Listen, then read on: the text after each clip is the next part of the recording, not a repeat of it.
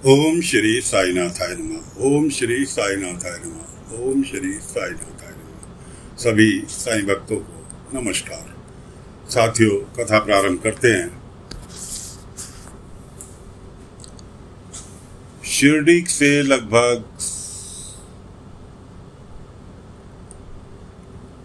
150 kilometre की दूरी पर गांव है सांगली गांव। सांगली गांव क्या, सांगली एक राज्य हुआ करता था। राजा रहते थे, आज की बात नहीं, ये बाबा के जमाने की बात है। उस टाइम सांगली में महल भी था, राजा भी थे।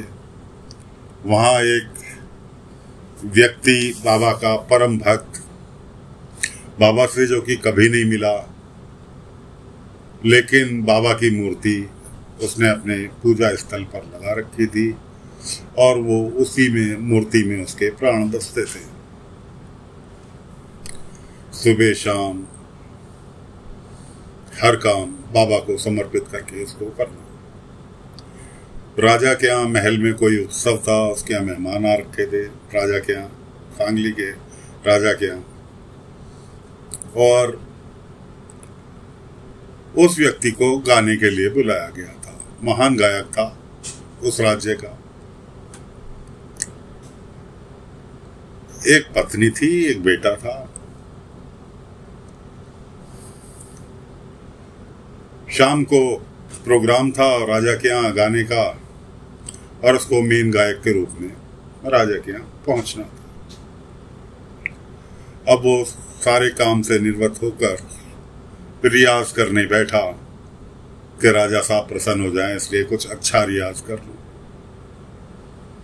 बाबा को नमस्कार कर दीपक जला और रियाज करने बैठा। कुछ ही देर हुई होगी कि कुछ ऐसी अचानक अड़चन आई कि बाबा की मूर्ति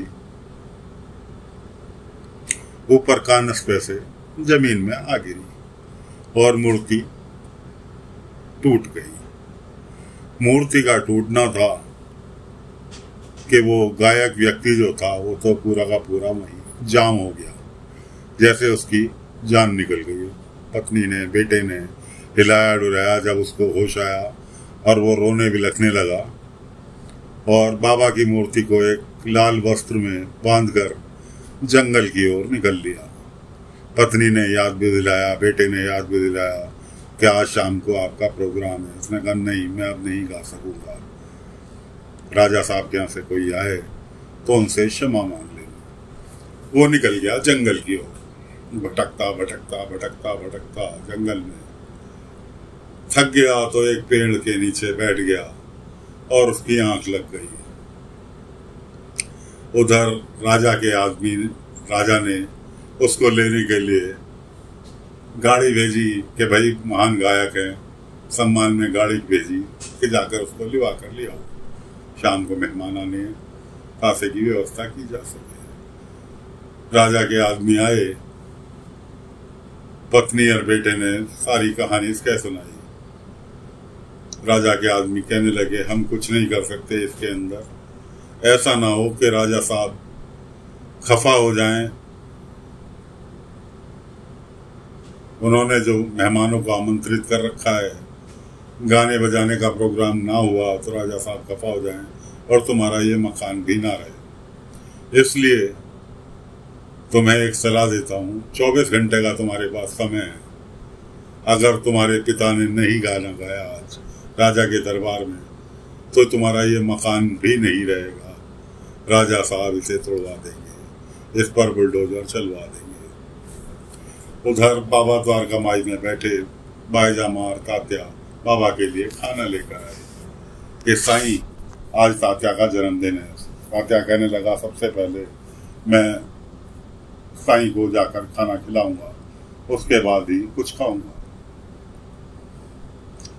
बाबा उस व्यक्ति का प्रेम, अपने प्रति प्रेम देखकर असमंजस में सोच में बैठे हुए थे और वो जैसे जैसे जंगलों में भटक रहा था वैसे ही बाबा उसकी पूरी की पूरी स्थिति जान रहे थे। तात्या जिद करने लगा साईं एक निवाला तो खा लो। बाबा ने कोई ध्यान नहीं दिया। पायजामा कहने लगी, ठीक है साईं, तुम नहीं खा रहे मत खाओ, जब तक तुम नहीं खाओगे मैं भी खाना नहीं खाऊंगी। खाना वहीं रखा बाबा के सामने, उसके ऊपर पत्तल ढांक दी, पानी बराबर में भर के रख दिया और तैयार पायजामा दोनों अपने घर की ओर प्रस्थान कर गए। उधर बाबा ने जब देखा उसकी आंख लग गई।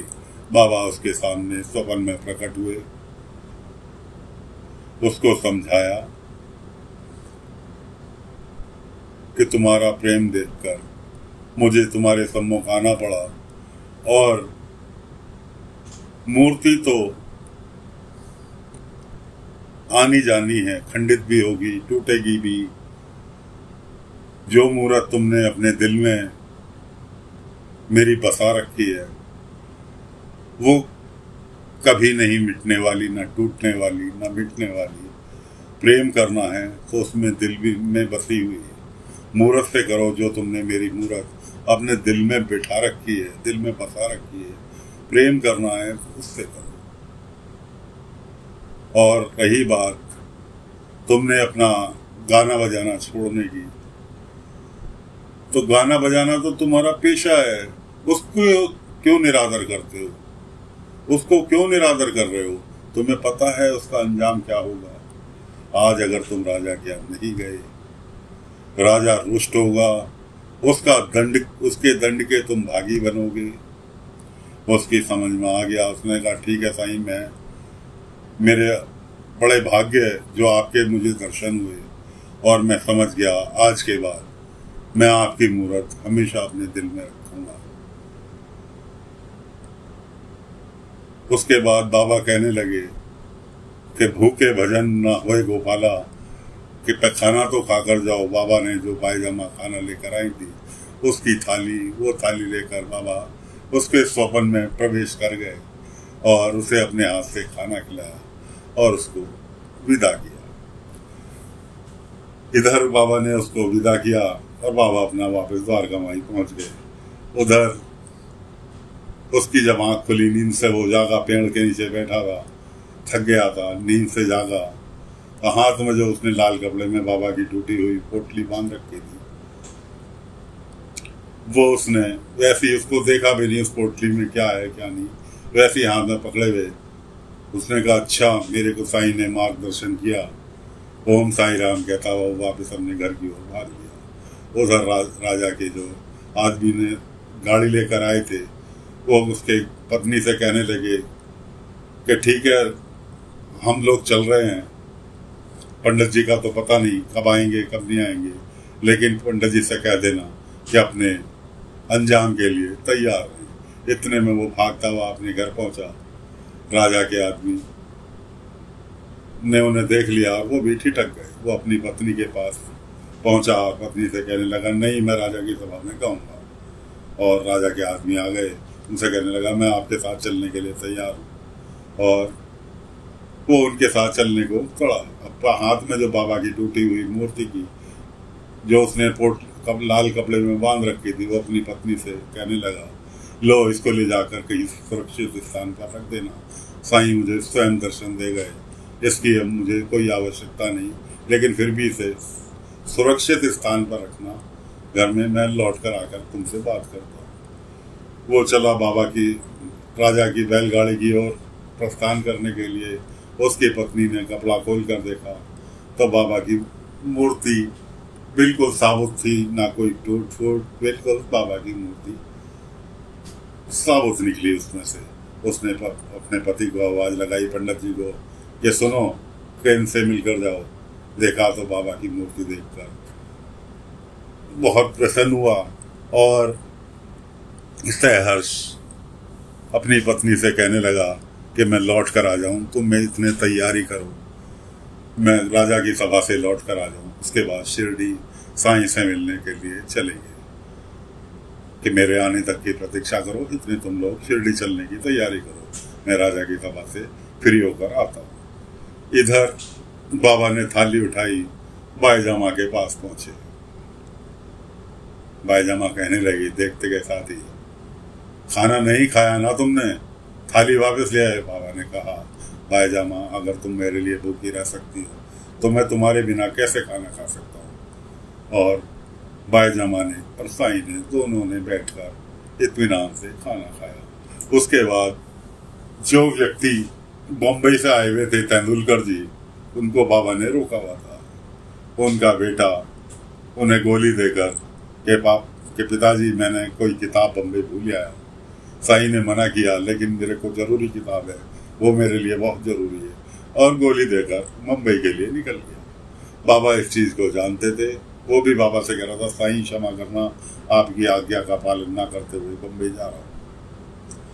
बाबा को पता था ये कहीं किताब लेने नहीं जा रहा, ये सीधा अभयंकर गुरु जी के पास जाएगा, जिन्होंने इसे भविष्यवाणी की थी कि तो सफल नहीं होगा। यह उनसे पूछने जा रहा है कि मैंने परीक्षा तो दे ली, कि मैं सफल होऊंगा या नहीं, ये पूछने जा रहा है। उधर जोशी जी के परिवार में जोशी जी की बेटी कुलकर्णी साहब की बेटे की बहू यानी कि तेजस्वी की बहकावे में आकर अपने ही परिवार में दोनों भाइयों को आपस में भिड़ाने का कार्य कर रही है। कभी किसी की बात को लेकर दूसरे को उकसाती है, कभी किसी की बात को लेकर उकसाती है। भाइयों पर तो जोर नहीं चला, लेकिन अब बारी आती है भाइयों को उकसाने की, क्योंकि जब तक भाइयों को नहीं उकसाएगी तब तक आपस में राड़ नहीं बचेगी, तब तक जोशी जी के घर में कलह नहीं होगी। तो वो अपने कार्य में लगी हुई है तेजस्वी के बहकावे में आकर, क्योंकि वो तेजस्वी को अपना बहुत बड़ा शुभ चिंतक मानती है कि हाँ तेजस्वी, और तेजस्वी तो एक नंबर की कुलकर्णी की बहू होने का हक अदा कर रही है। जैसे कुलकर्णी को किसी का सुख नहीं पाता, ऐसे ही कुलकर्णी के बेटे केशव की पत्नी तेजस्वी को किसी का सुख नहीं पाता।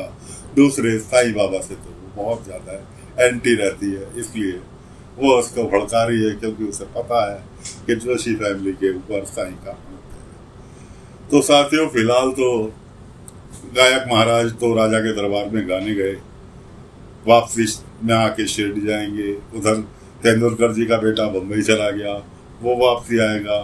इधर जोशी जी के परिवार में अभी उनकी बेटी खटपट मचाने की कोशिश कर रही है। फिलहाल कथा को यहीं विराम दे रहे हैं। आगे की कथा अगले अंक में लेकर फिर हाजिर होंगे। तब तक के लिए आज्ञा दीजिए। ओम साई राम, ओम साई राम, ओम साई।